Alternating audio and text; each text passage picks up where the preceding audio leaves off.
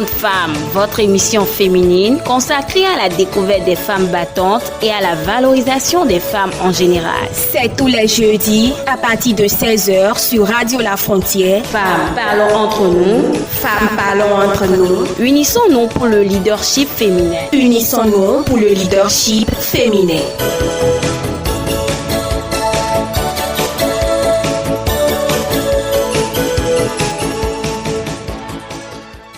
Nous sommes toujours avec vous dans l'émission Entre femmes sur Radio La Frontière. Et aujourd'hui, la dame que nous allons recevoir s'appelle Gboni Alda. Elle est la deuxième dauphine du concours Miss Leadership Bénin, édition passée, de l'édition dernière. Nous allons essayer de discuter un peu d'abord de son concours, des actions qu'elle a amenées après ce concours et des actions qu'elle a amenées aussi à l'endroit de l'émancipation de la femme et de la violence faite aux femmes, de la lutte contre la violence faite aux femmes.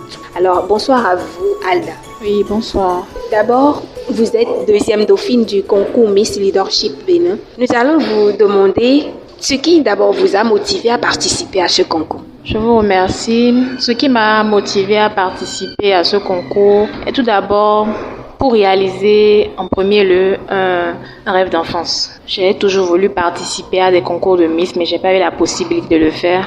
Et surtout, la deuxième chose, c'est que j'aime beaucoup tout ce qui est en rapport avec la femme. Et le fait d'avoir vu Miss Leadership Bénin, ça m'a intéressée. Je me suis dit, que je voudrais en savoir un peu plus sur le leadership et tout. Donc, je suis allée et j'ai eu à apprendre beaucoup de choses, des choses que je ne connaissais pas sur la santé sexuelle, sur le harcèlement et tout. Donc ça m'a donné plus d'envie à gagner ce concours et à partager avec mes consoeurs, mes expériences et tout. Alors, Alda a participé à ce concours. Elle a gagné beaucoup de choses, comme elle le dit tout à l'heure. Des choses qu'elle va aussi partager avec nos auditeurs et nos auditrices. Alors, qu'est-ce que vous essayez ou bien qu'est-ce que vous pensez? Quelles sont les actions que vous pensez mener après ce concours? Vous êtes l'une des gagnantes, hein? Vous êtes la deuxième dauphine de ce concours. Quelles sont les actions que vous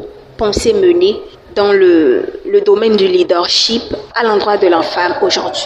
Ce que je pourrais faire, tout d'abord, inciter les femmes à oser entreprendre, car pour le développement d'une nation, on a besoin de toute l'aide possible. Et nous remarquons que dans notre société, la femme est reconnue comme étant le sexe faible. Elle a toutes les capacités nécessaires pour faire développer sa nation. Donc, je voudrais inciter les femmes à oser, comme je l'ai dit, oser entreprendre, faire des activités dans les écoles, dans les universités, chose que je suis en train de faire actuellement. Vous venez de démarrer vos actions allant dans le sens de l'émancipation de la femme en tant que Miss Leadership. Est-ce que déjà dans vos actions, déjà dans vos démarches de militer pour l'émancipation de la femme, vous rencontrez déjà ce problème de harcèlement dont nous parlons à chaque fois? Bon, pour dire vrai, non. Pas pour le moment, je n'ai pas eu à faire face à cette situation. Non, pas vraiment. Vous n'avez pas encore rencontré, mais vous savez déjà que dans le monde professionnel, c'est un problème qui regresse la femme, c'est un problème qui ne motive plus la femme à évoluer. Et si ça vous arrivait, quelle serait votre réaction? Qu'est-ce que vous allez faire pour pouvoir remédier à cela? Est-ce que vous allez laisser vos ambitions ou vous allez continuer tout en luttant contre ce problème? Bon, je pense que cela me motiverait plus à continuer mes actions. Certes, nous sommes tous humains. Je serais un peu bouleversée par rapport à tout ça, mais cela me motivera encore plus à continuer ma lutte afin de servir d'exemple à ces jeunes femmes qui n'osent pas se défendre face à ça. Alors, Alda, nous allons vous faire écouter un extrait très rapidement. Les femmes béninoises en subissent et les chiffres parlent. Par exemple, une enquête diligentée par le ministère béninois des Affaires sociales révèle que 69% des femmes béninoises ont subi au moins une violence dans leur vie, avec 28,5% de la part des violences sexuelles. D'autre part, selon les statistiques renseignées en 2016 par des organisations de défense défense du droit de la femme, 3 femmes sur 5 sont victimes du harcèlement sexuel en milieu professionnel. Notre plaidoyer à cette occasion, c'est que les entreprises au Bénin se conforment à la loi 2006-19 du 5 septembre 2006 portant répression du harcèlement sexuel et protection. C'était donc des organisations qui ont présenté des plaidoyers lors de l'activité des 16 jours d'activisme que l'ONG Calvif avait organisé l'autre fois. Alors, qu'est-ce que cela vous dit? Oui, ça m'arrive de le constater. Et comme je l'ai dit, cela s'observe plus dans le monde professionnel. Et on peut prendre l'exemple de Angela qui a été victime de cela. Elle s'est défendue et elle a dénoncé ce qui lui est arrivé. Donc, comme ils ont eu à dire dans la plaidoirie, 3 femmes sur 5 sont victimes de harcèlement sexuel. C'est vraiment regrettable que cela arrive.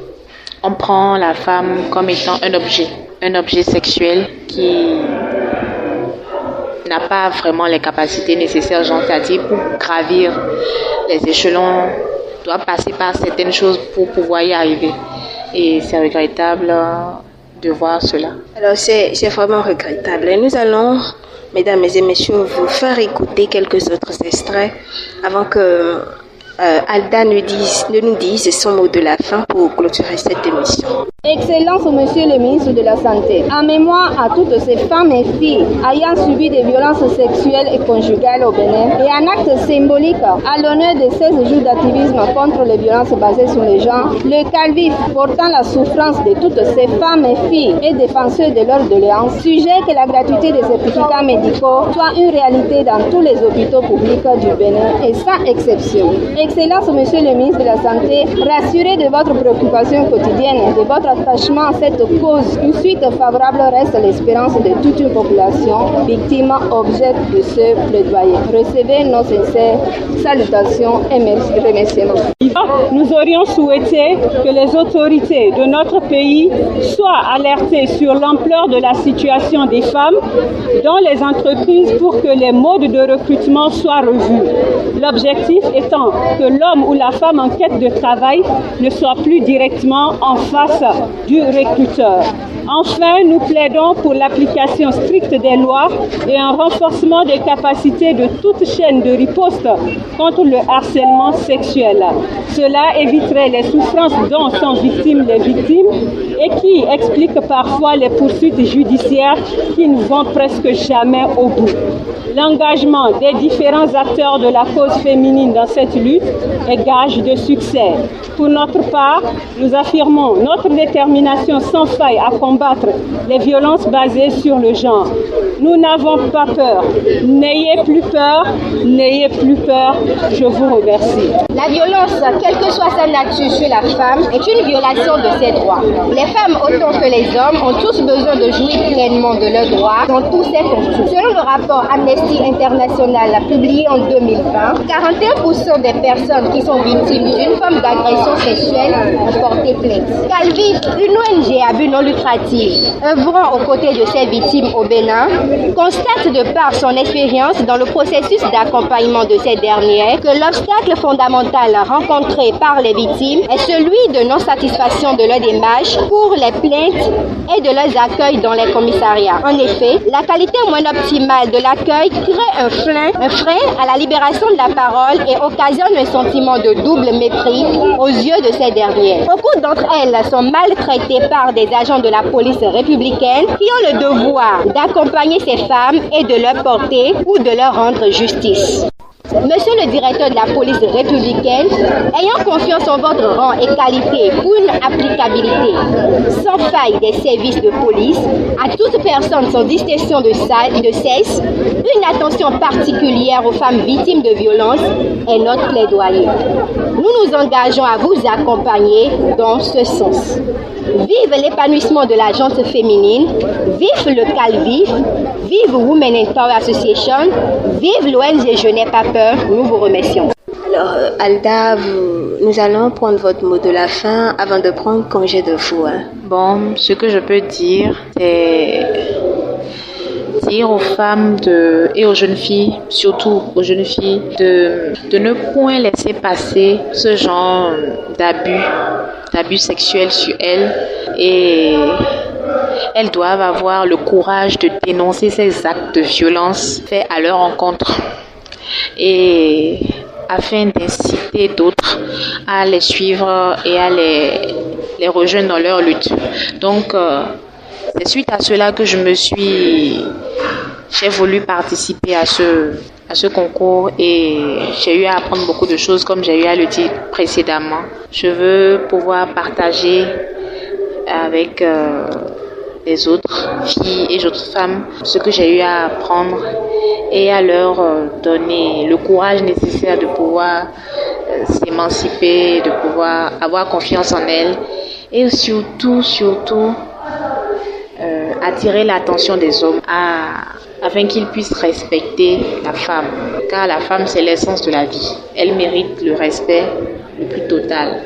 Alors, j'espère que l'expérience là sera partagée avec moi aussi. Merci à vous de répondre présent sur cette émission. Merci à tous nos auditeurs et merci à toutes les personnes qui nous écoutent. Merci à Jean-Paul Lukodo de l'autre côté du monde pour que l'émission soit réalisable. Et merci à Roland Boucosta, merci à toutes ces personnes qui nous font confiance. Devant ce micro, je suis Adonis Pounon. Elle était Alda Gboni sur cette émission, deuxième dauphine du concours Miss Leadership Bénin. À jeudi prochain pour un autre numéro. Merci.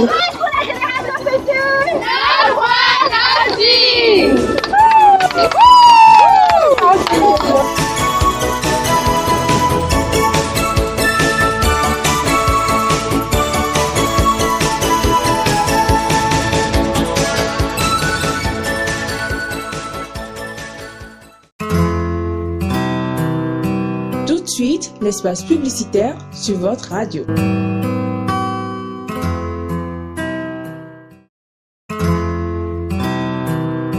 Tout de suite, l'espace publicitaire sur votre radio.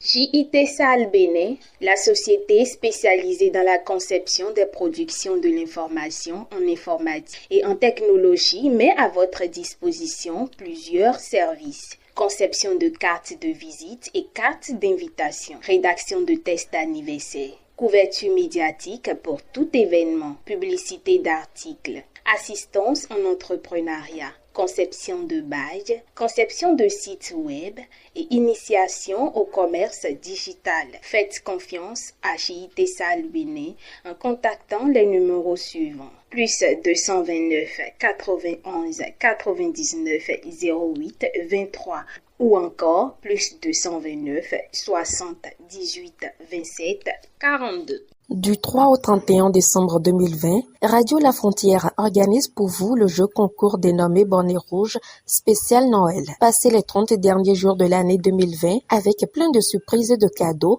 sur RLF en jouant tous les lundis et jeudis sur Moda Fashion et plus près de vous. Sponsor Elegance House, ONG Great Africa, Naj Collection, Anagem Media Production, Agro Nature Plus, Aforma High-Tech Digital, iTop Service. Radio La Frontière par anticipation vous souhaite une joyeuse Noël et une belle et heureuse année 2021. Le MJJP met les 12 départements en compétition en lançant l'appel à candidature de Miss Rwesi 2021. Conditions à remplir: être béninoise, avoir entre 17 et 30 ans, avoir au moins le niveau bac, être de bonne moralité, avoir une taille minimum de 1,58 m, aimer la cuisine et les travaux ménagers, être disponible pour les différentes étapes du concours. Inscrivez-vous en envoyant nom plus prénom plus âge plus taille plus une photo complète au 99 32 61 68 via WhatsApp.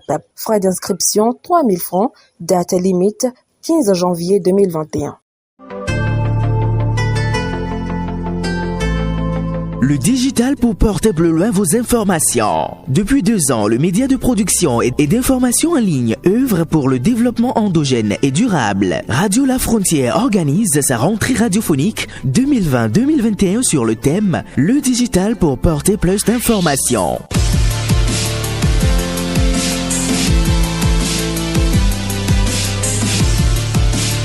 Au programme, présentation de la nouvelle grille des programmes, présentation d'émissions live, réception de dons de matériel, collation. La rentrée radiophonique 2020-2021 de Radio La Frontière, c'est ce dimanche 27 décembre 2020 à Igolo, dans la commune d'Ifani au Bénin. Infoline plus 229 62 07 13 62. Radio La Frontière, le développement et l'excellence.